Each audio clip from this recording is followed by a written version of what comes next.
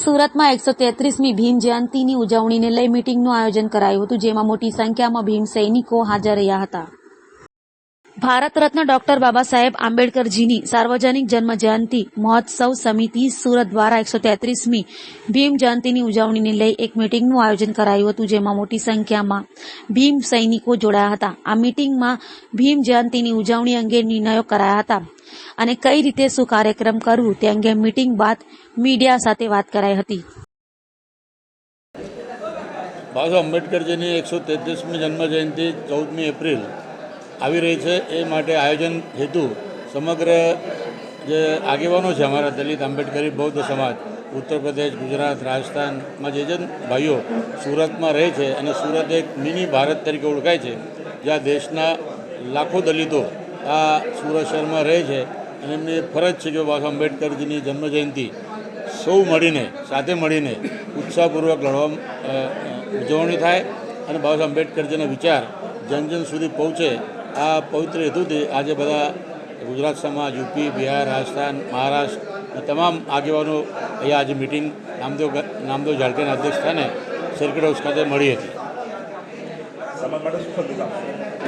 સમાજ માટે એક જ છે કે બાબા આંબેડકર ફક્ત દલિતોના નેતા નહીં હતા.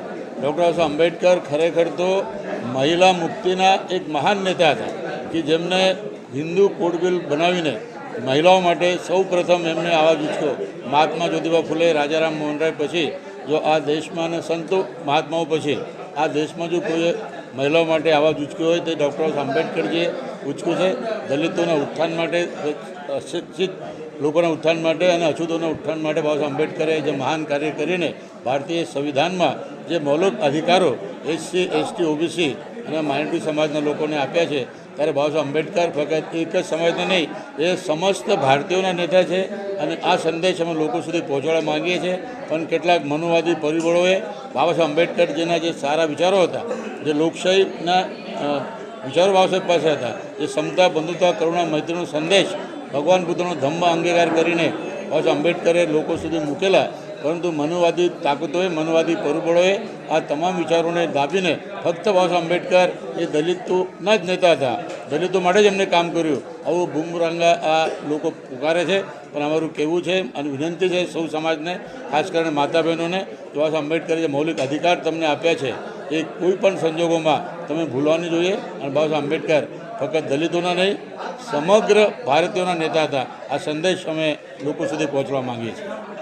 મારું નામ ભનુભાઈ ચૌહાણ, સામાજિક કાર્યકર સુરત.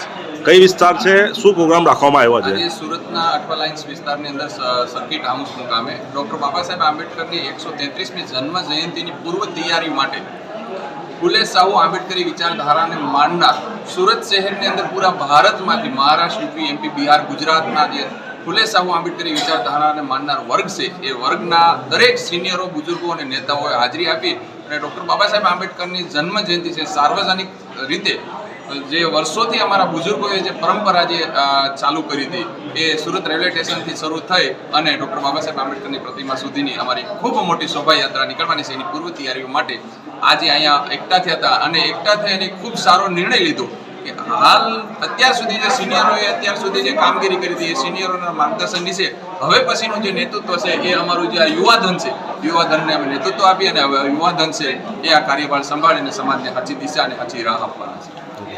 સમાજને શું સંદેશો પાડવા માંગશો? સમાજને તો એ સંદેશો આપું છું કે આવનારો સમય આ સમાજ માટે ખૂબ ખરાબ છે. અનેક મહામાનવોની જે કુરબાની છે એ એળે ન જાય એના માટે વ્યવસ્થા બદલાવના જન આંદોલનને મજબૂત કરી અને હાલ સમાજને એકજૂટ થઈ અને આવનારી જે સમય છે, આવનારા સમયની સાથે કેવી રીતે લડત આપી અને ફરીથી આપણે ગુલામ ન થાય, એ ગુલામીમાંથી મુક્ત ન થવા માટે જે અનેક મહામાનવોએ જે પ્રયાસ કર્યા છે, એમની કુરબાની એળે ન જાય એટલા માટે વ્યવસ્થા બદલાવ જન આંદોલનને મજબૂત કરવું જોઈએ.